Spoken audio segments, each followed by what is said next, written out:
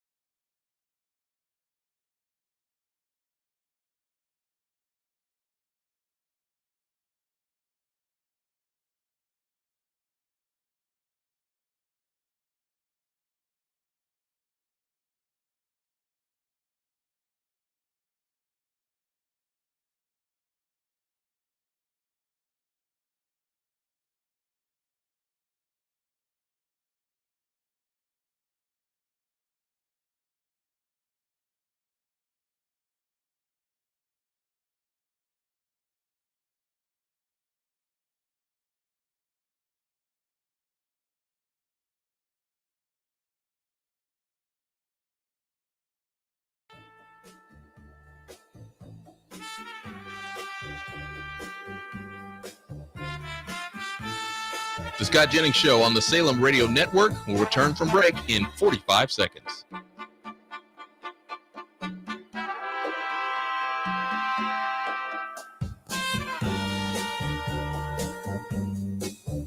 The Scott Jennings Show on the Salem Radio Network will return from break in 30 seconds.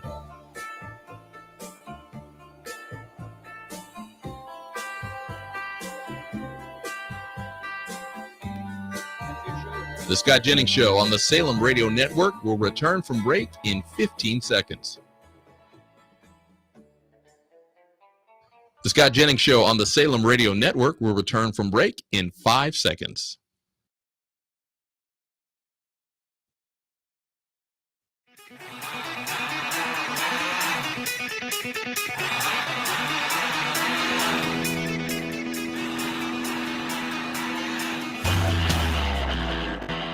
He's not just a conservative voice at CNN.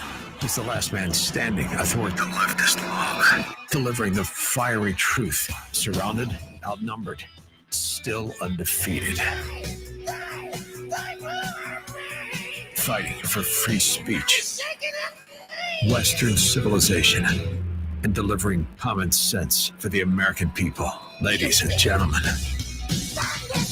here's Scott Jennings.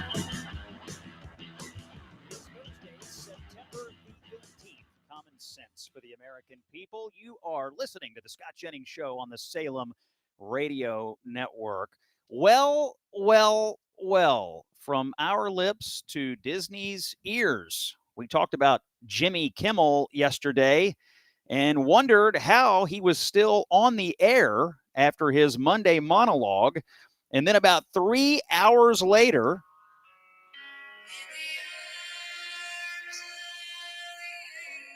news broke that ABC, owned by Disney, pulled Kimmel off the air after their affiliates complained. Two big owners of ABC affiliates, Nexstar and Sinclair, said they wouldn't air Kimmel after his offensive and lying remarks Monday night about the Charlie Kirk murder.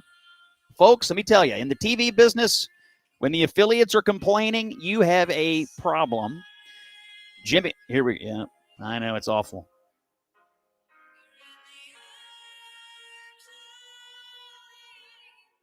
Now, Jimmy Kimmel joins Stephen Colbert and MS-13 illegal alien gangbanger Kilmer Abrego Garcia as the things that Democrats are most worried about right now.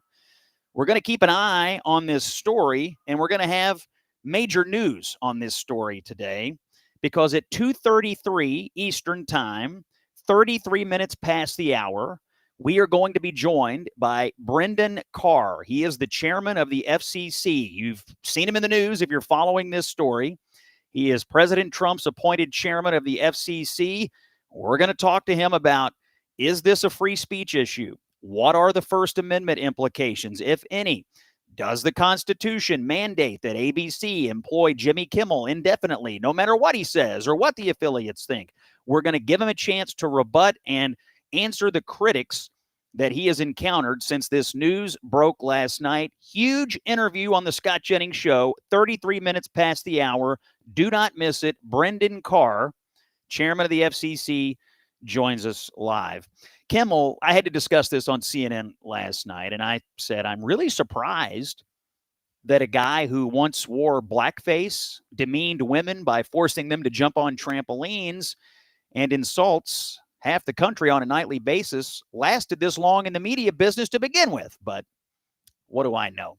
More news breaking overnight. A federal immigration judge in Louisiana has ordered Mahmoud Khalil to be deported from the United States to Algeria or Syria, finding that he omitted information from his green card application. Now, you remember this guy, Khalil.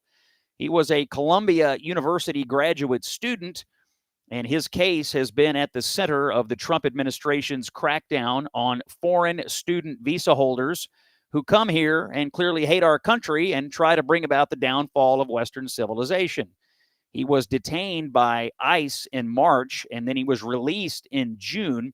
It is worth remembering why Khalil is important. U.S. Secretary of State Marco Rubio explained it perfectly. When you come to the United States as a visitor, which is how this individual entered this country on a visitor's visa, okay? You are a visitor. We can deny you that visa. We can deny you that if you tell us when you apply, hi, I'm trying to get into the United States on a student visa. I support a murderous, barbaric group that kidnaps children, that rapes teenage girls, that takes hostages, that allows them to die in captivity, that returns more bodies than live hostages. If you tell us that you are in favor of a group like this, and if you tell us when you apply for your visa, and by the way, I intend to come to your country as a student and rile up all kinds of anti-Jewish student, anti-Semitic activities. I intend to shut down your universities. If you told us all these things when you applied for a visa, we would deny your visa. I hope we would. If you actually end up doing that, once you're in this country on such a visa, we will revoke it. And if you end up having a green card, not citizenship, but a green card as a result of that visa while you're here in those activities, we're going to kick you out.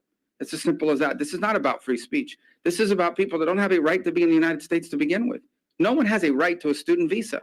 So a judge has ordered Khalil to be deported, and now he has 30 days to appeal that. God willing, we'll be rid of this guy sooner rather than later. Late last night, President Trump declared Antifa a major terrorist organization. Now, the left claims Antifa doesn't really exist, despite the fact that we see them at every major left-wing riot, and they literally have their own website. Ask people in Portland, Oregon, if they exist. The president says he'll be strongly recommending that anyone funding Antifa be thoroughly investigated in accordance with the highest legal standards and practices. There is outrage in Dearborn, Michigan, as a fiery exchange between Mayor Abdullah Hammoud and a local resident has gone viral. The local man is named Ted Barham. He expressed concerns regarding the city of Dearborn naming a street after Osama Siblani, who was a vocalist a vocal supporter of terrorist group called Hezbollah. You know them. I want you to listen to this exchange between Mr. Barham, who you will hear first, and then the mayor, Hamoud, at the Dearborn City Council meeting. Hezbollah, bombed the embassy in Beirut, and including many Americans. So I just feel it's quite inappropriate. You are an Islamophobe, and although you live here, I want you to know, as mayor, you are not welcome here. And the day you move out of the city will be the day that I launch a parade celebrating the fact that you moved out of the city, because you are not somebody who believes in coexistence. Pretty rough language for a citizen and taxpayer in Dearborn.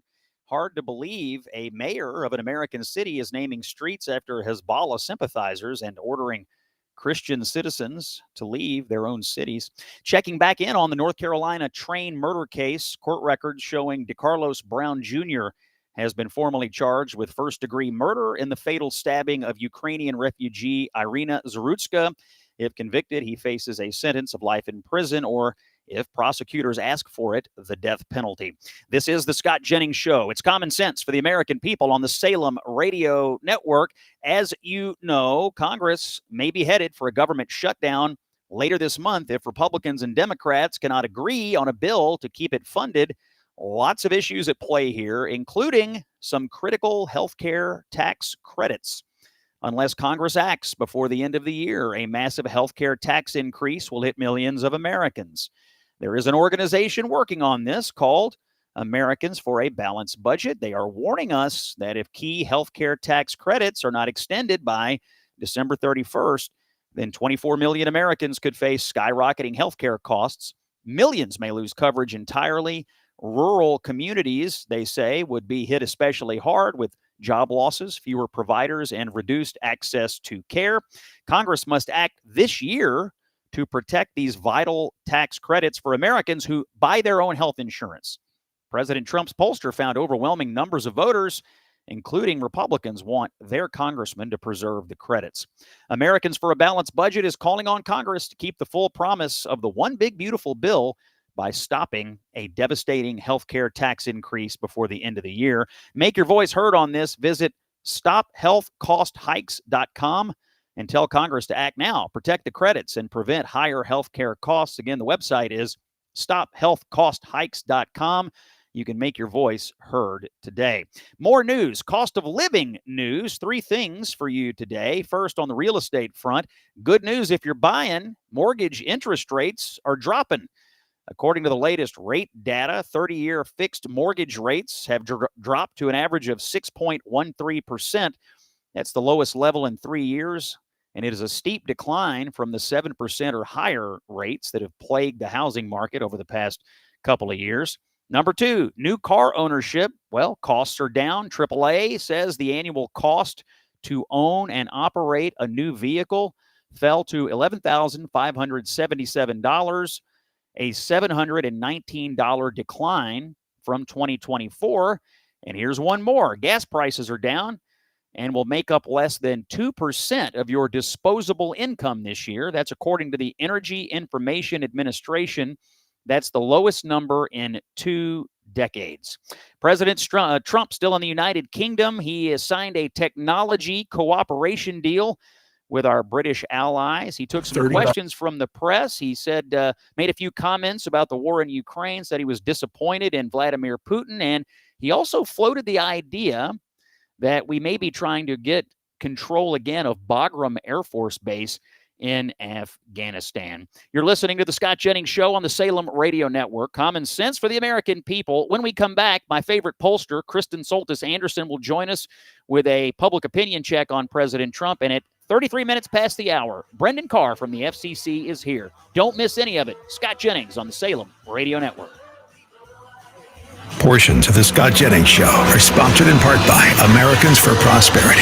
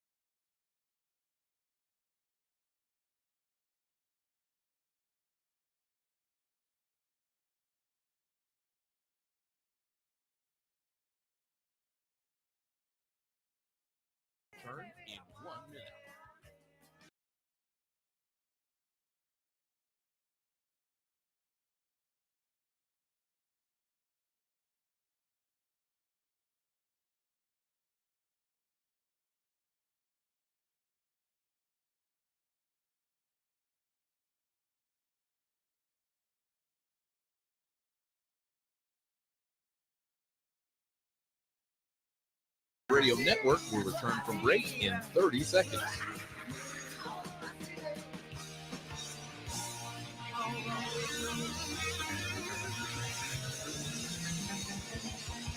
The Scott Jennings Show on the Salem will return from break in 15 seconds.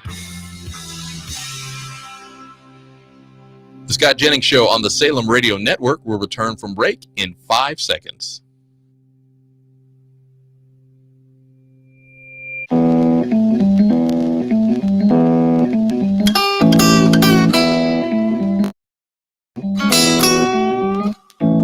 Conversations and stories you simply won't hear from the mainstream media. It's the Scott Jennings Show. By the way, when inflation jumps or you're hearing about the national debt being $37 trillion, do you ever ask yourself, maybe now would be a good time to buy some gold? Until September 30th, if you are a first-time gold buyer, the Birch Gold Group is offering a rebate of up to $10,000 in free metals on qualifying purchases. To claim eligibility and start the process, request your info kit now. Just text Scott to 989898. Birch Gold can help you with your existing IRA, rolling that into an IRA in gold. You're still eligible for that rebate if you do. My advice, make right now the first time you've contacted Birch Gold. Take advantage of their rebate when you buy it before September 30th. Text my name, Scott, to 989898. Again, text Scott to 989898. It's Scott Jennings on the Salem Radio Network. My favorite pollster is on the phone, Kristen Soltis Anderson of Echelon Insights. You also see her as a fellow colleague on CNN. Kristen, thanks for joining us today. I thought I'd have you on and give us an 8-month checkup on public opinion for the Trump administration. How is the president doing in terms of job approval? Thank you, Scott. First of all, I'm just so honored that you had me on this show. You are my favorite friend at CNN, so it's wonderful to get to be on your program. And I know pollsters aren't everybody's favorite these days, but I try to shoot straight and I try to have the right numbers. And I've got some news that if you're a fan of the president, I think you're going to like. His job approval right now in my polling, I have him at 47% job approval, which is a little higher than some other pollsters. I have his base as really rock solid. Republicans love what they're seeing. They're getting exactly what they're expected. And for those in the middle, they may have some questions, but they are not in love with the Democrats. Democratic favorability, much lower than Republicans in my poll. The thing that Donald Trump, I think, if I'm in the White House, I'm the most attuned to is concerns around cost of living, because that's still the number one issue. It's the thing that voters do not trust Democrats on. They did not trust Democrats on in the 2024 election. It's a big part of why Donald Trump is back in office, but it's still something they're worried isn't being addressed quite yet. And so if I'm the White House and I'm looking for things to be concerned about, that's what I'm looking at. So as we head toward the 2026 midterms, when do voters start to lock in their preferences based on that issue of cost of living and the economy? I mean, we have more than a year to go. So if people are still worried about it today, there's time for them to say, well, things are getting better, or time for them to say, I don't like the trajectory. About when in the calendar do people start to say, okay, this isn't working, or it is working? I think I would give it through the holidays. You're going to have a lot of people who are doing Christmas shopping. They're figuring out what they can afford for their families. And if they find, look, we got told all these tariffs were going to make everything skyrocket through the roof. And look, I'm actually able to do my Christmas shopping just fine, maybe even better, maybe even more confident than I was before. Then you could see those numbers for Donald Trump go right back up to where they were when they were in pretty strong position when he first got inaugurated back in January.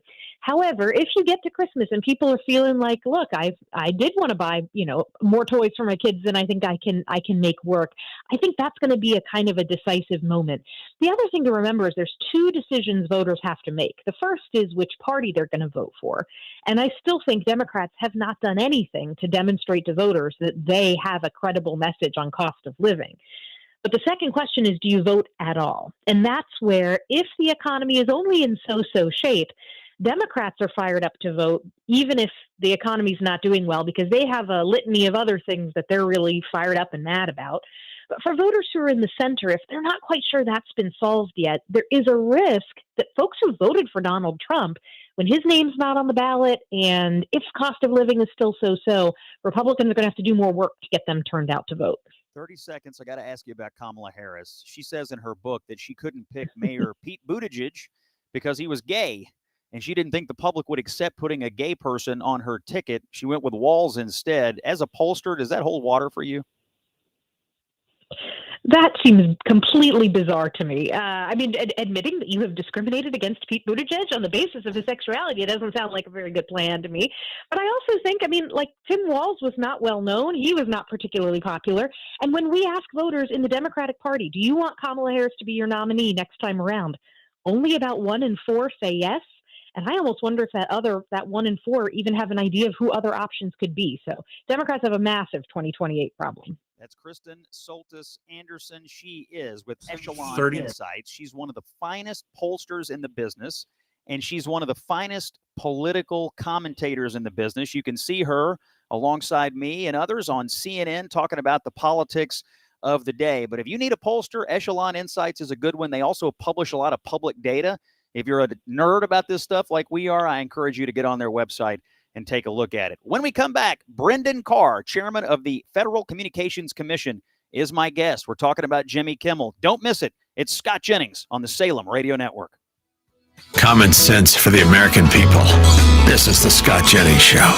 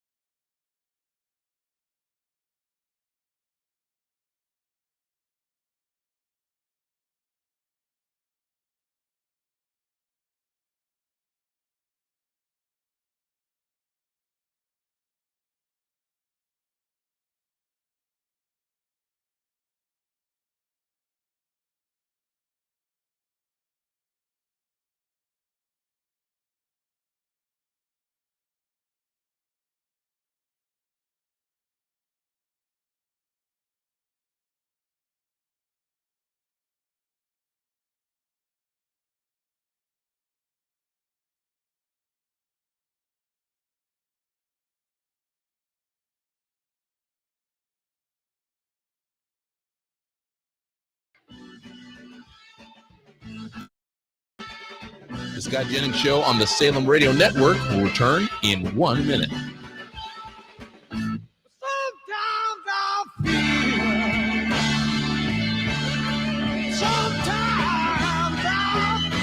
The Scott Jennings Show on the Salem Radio Network will return from break in 45 seconds.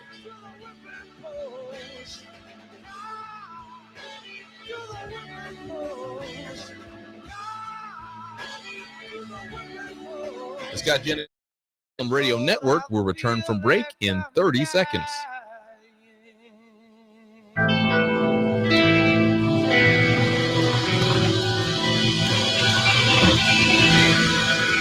The Scott Jennings Show on the Salem Radio Network will return from break in 15 seconds. The Scott Jennings Show on the Salem Radio Network will return from break in 5 seconds.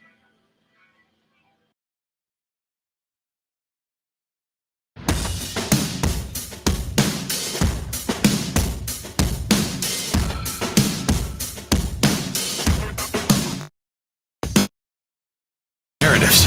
Now get the truth. It's the Scott Jennings Show. The American people. It's Scott Jennings on the Salem Radio Network. Brendan Carr is the chairman of the Federal Communications Commission. He previously served as senior Republican commissioner and as the FCC's general counsel. He's been nominated by both President Trump and President Biden to the FCC, and Carr has been confirmed unanimously by the Senate 3 times. Chairman Carr, thank you for joining us on the Scott Jennings Show. The media world and liberal talking heads are exploding since ABC made the decision last night to pull Jimmy Kimmel off the air. He's been suspended, but not yet fired. So we want to discuss this, and thanks for coming in on the Salem Radio Network today. Yeah, thanks so much, Scott, for having me, and thanks for so much the great work that you do. It's a pleasure to join you. You mentioned in there in the intro, the bio, that I've been confirmed unanimously by the Senate 3 times. Something tells me that if I went for a 4th, it wouldn't quite break down the same way the vote line. It's been a sleepy day here at the regulatory agency in D.C. This is really interesting, because people are, trying to point the finger at President Trump or point the finger at the administration or the FCC. And we can talk about that, but what they're missing is a much broader dynamic that's taking place in the media ecosystem right now. And I do think, frankly, it flows from President Trump. President Trump ran directly at these legacy mainstream broadcasters, and he smashed the facade that they can dictate what the American people think and what they're allowed to say. And so specifically here, let me sort of lay this out. Okay. There's a couple of players in the media ecosystem. You've got the national programmers like ABC, which is owned by Disney, and Comcast, which owns NBC. And as you know, they create the primetime shows that you see on your local broadcast. So whether it's SNL or Kimmel or NFL Fox, they create that. They don't have an FCC license. They don't need an FCC license. There's no federal obligation to serve the public interest.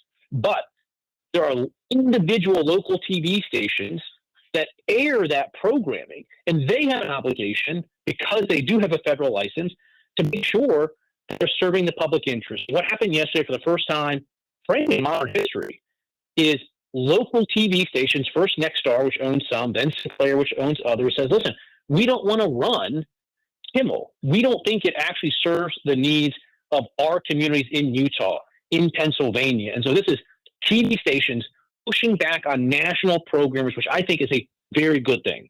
So let me tell you, and I'm sure you know this, you are being maligned and blamed for what's happening with the local affiliates complaining up to ABC Disney because of your public comments regarding Kimmel.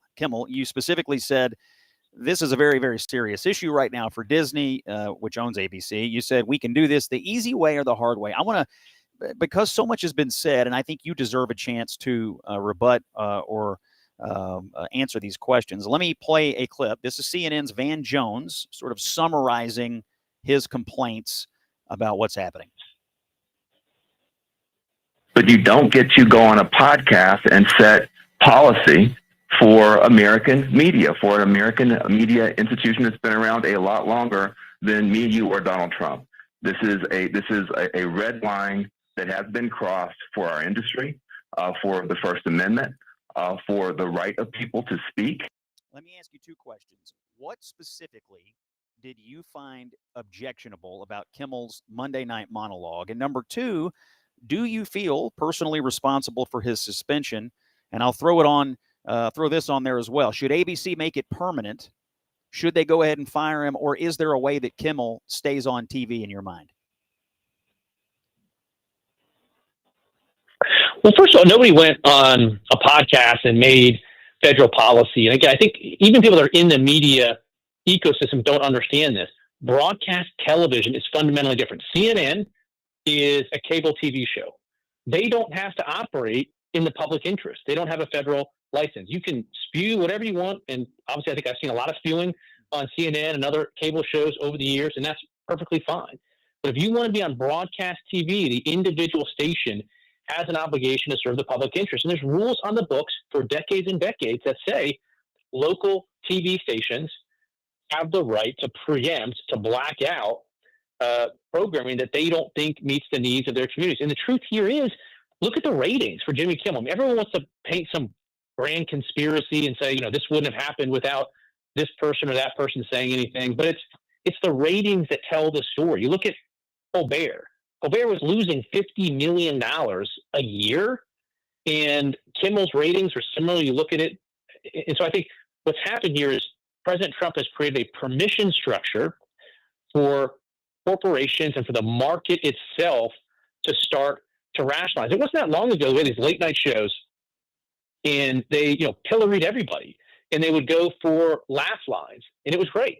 And at some point in the last 10 years, they shifted, and rather than going for laugh lines, they went for applause lines. Rather than being the court jester that made fun of everybody, they became the court cleric that would enforce a very narrow orthodoxy. And I think what we're seeing is there's just not a market for that anymore. So people probably feel comforted to say it was a grand conspiracy and it was because this happened and that happened. And they're frankly barking up the wrong tree. They're missing the broader dynamics that are taking place in the media ecosystem. So in your mind, this is a business decision that a programmer had to make basically because of pressure from affiliates, because of market pressures, because of falling ratings, because frankly, Jimmy Kimmel just wasn't doing a very good job. In your mind, this is squarely a business decision, not because of some coercion or interference or pressure from the federal government. Yeah, there's no untoward coercion happening here.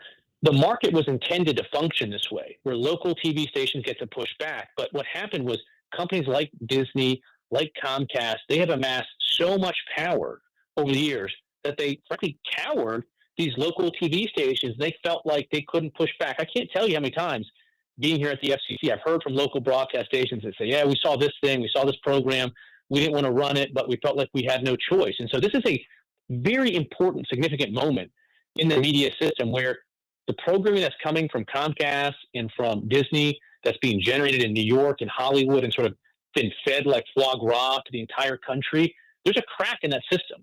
And to be clear, Disney and Comcast still have a lot of power, a lot of control. They're going to still have the vast majority of this program that goes out there. But this is a significant sign of pushback. And again, that's a healthy market. I think that's a good thing.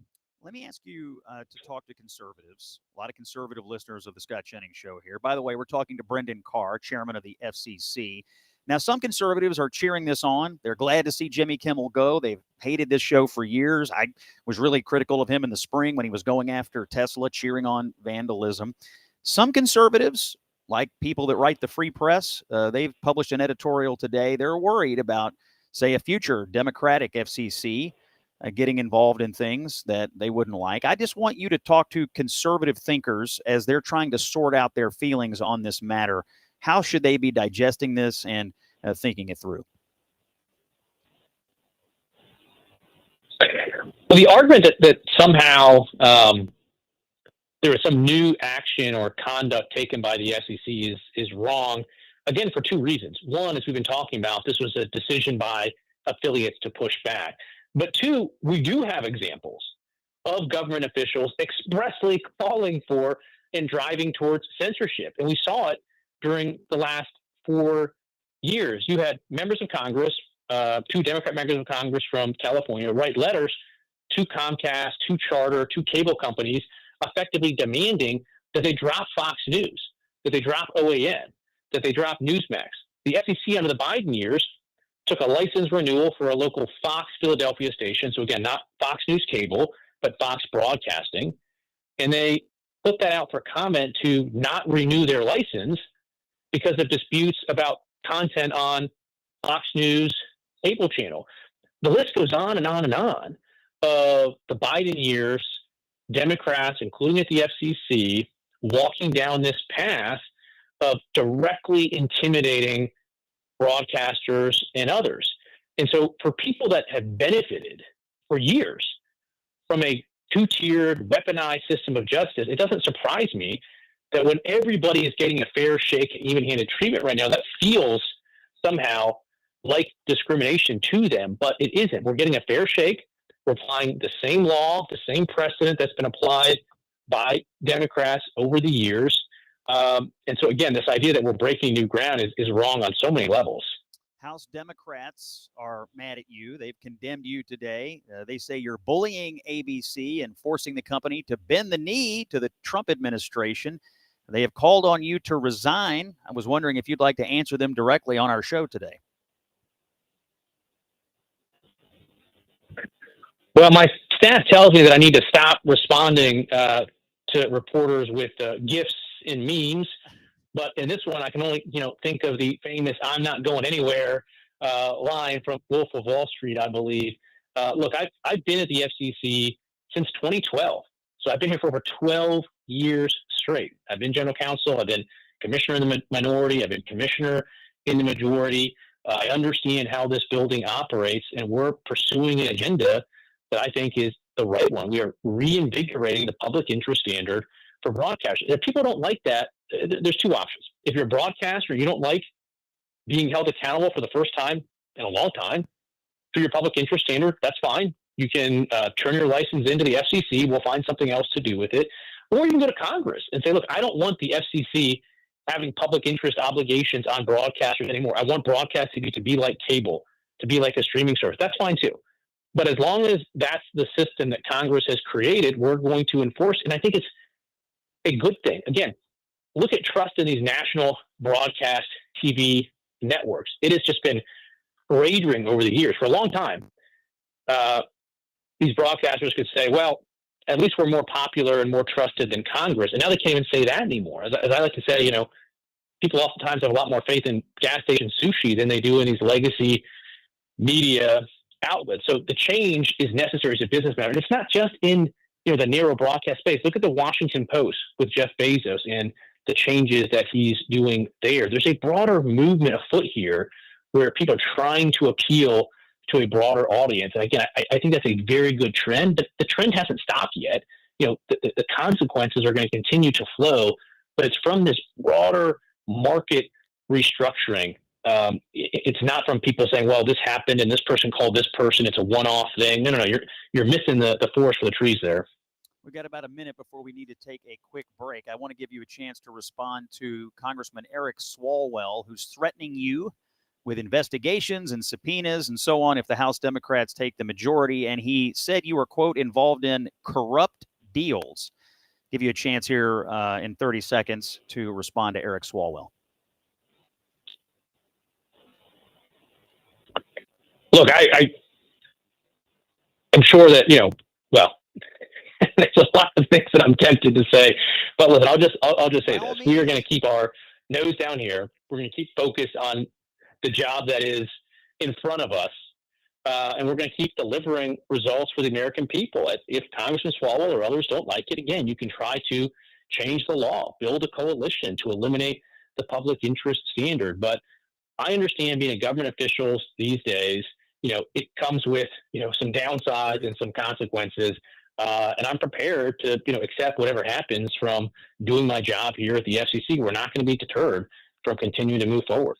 That voice you're hearing is Brendan Carr. He is the chairman of the FCC, obviously in the news in the last 24 hours because of ABC's decision to take Jimmy Kimmel off the air. He's going to stay with us. We'll have more with Brendan Carr. It's common sense for the American people. Scott Jennings is here on the Salem Radio Network. the fastest growing show on syndicated radio. Welcome aboard. This is the Scott Jennings Show.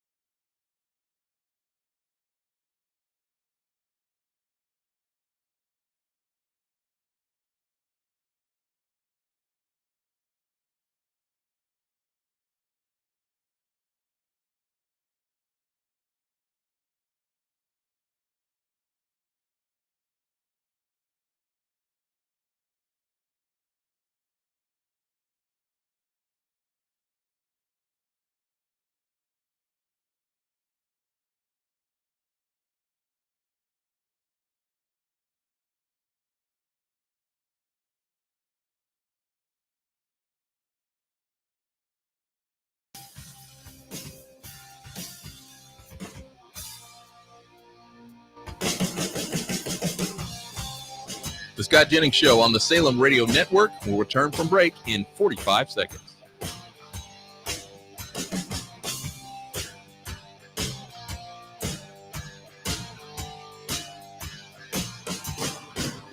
The Scott Jennings Show on the Salem Radio Network will return from break in 30 seconds.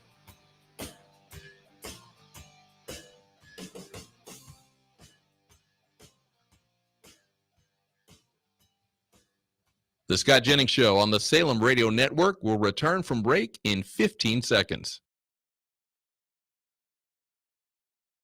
The Scott Jennings Show on the Salem Radio Network will return from break in 5 seconds.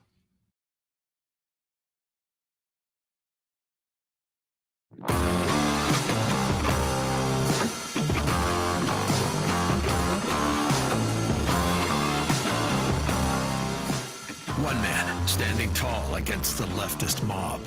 Here's Scott Jennings. Our guest today is Brendan Carr. He's chairman of the FCC.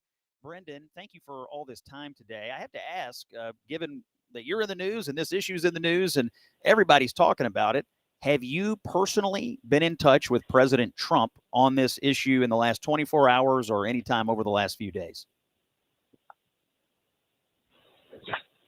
Well, I was leaving up to President Trump to decide what to talk about in terms of that. I see that he was on Air Force One just now and said some kind things about the work that we're doing here at the FCC, and I certainly do appreciate it. Again, I think a lot of this does go back to him, but not for the way that most people think. So on Monday night, Jimmy Kimmel, I'm just going to read what he said. The MAGA gang desperately trying to characterize this kid who murdered Charlie Kirk as anything other than one of them and doing everything they can to score political points from it. That's what has conservatives and I'm sure viewers of these TV stations upset. In your mind, is a comment like that not in the public interest as you've been describing it as a part of the federal law?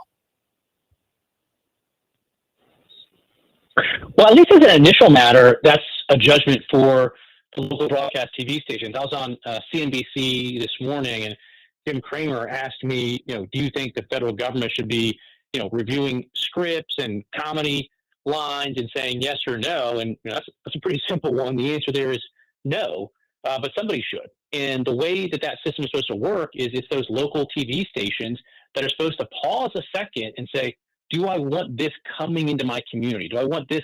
Is this in my judgment? The local TV station's judgment, is it in the public interest? That's how we want this resolved. Now, if there's a dispute, if someone comes in and says it's not in the public interest because it's news distortion or broadcast hoax, because we do have those rules at the FCC. If you engage in news distortion, we can take action. If you run a broadcast hoax, we can take action. So if someone brings a claim to us and says this is that, then we may be compelled to adjudicate it. And obviously that gets messy, right? But that is our at the FCC. But as an initial matter, this is for local TV stations to decide. A lot of people think there are other shows on ABC that maybe run afoul of this more often than Jimmy Kimmel. I'm thinking specifically of The View. And President Trump himself has mentioned Jimmy Fallon and Seth Meyers at NBC. Just wondering, do you have comments on those shows? And are they doing what Kimmel did Monday night? And is it even worse on those programs, in your opinion? Well, if you can be unfunny, that's fine. And a lot of people are sort of saying that, well, people are punishing Kimmel because they don't like a joke that he told. But, we don't need to rehash it here. But obviously what he said was not a joke. It wasn't presented at all that way. But when you look at these other TV shows, what's interesting is the FCC does have a rule called the equal opportunity rule, which means, for instance, if you're in the run-up to an election, you have one, partisan elected official on, you have to give equal time, equal opportunity to the opposing partisan politician. So far, so good. But there's an exception to that rule called the bona fide news exception, which means if you are a bona fide news program, you don't have to abide by the equal opportunity rule. And over the years, the FCC has developed a body of case law on that and has suggested that most of these late night shows, other than SNL, are bona fide news programs. And potentially, I would assume, you can make the argument that The View is a bona fide news show, but I'm not so sure about that. And I think it's worthwhile to have the FCC look into whether The View and some of these other programs that you have still qualify as bona fide news programs and therefore exempt from the equal opportunity regime that Congress has put in place. Got about 30 seconds left, Mr. Chairman. You are working on something called the Build America Agenda over at the FCC. Tell us what that is and why it's important. Yeah, most people remember famously the Biden-Harris plan, this $42 billion plan to get high-speed internet to millions of Americans, and it went nowhere. They didn't get a single shovel's worth of dirt turned after 1,000+ days. Well, Build America is not doing the opposite of that. It's about turning dirt. And so we are accelerating high-speed internet builds through permitting reform. We're bringing more spectrum into the market so you can be brought across the digital divide wirelessly quickly. We're boosting America's space economy by processing much, much faster so we can lead the world there. And we're deregulating. We've launched the most massive deregulatory initiative in FCC history called In-Ray Delete, Delete, Delete. So that's the main agenda we're running. The media isn't as interested in Build America as they are in Kimmel, but whenever I can give a plug for the actual work that we're doing here, I'm happy to do it. That voice you're hearing is Brendan Carr. He is the chairman of the Federal Communications Commission. He was appointed to that by President Trump. He's been there for over a decade, and he's the man of the hour as far as the news business is concerned. Everybody all aflutter about ABC suspending Jimmy Kimmel. Brendan, thanks for joining us. Folks, come back again tomorrow. We've got a huge guest tomorrow. Eric Trump is joining us. It's Scott Jennings. You're listening to us on the Salem Radio Network. Fighting for free speech and Western civilization. This is the Scott Jennings Show.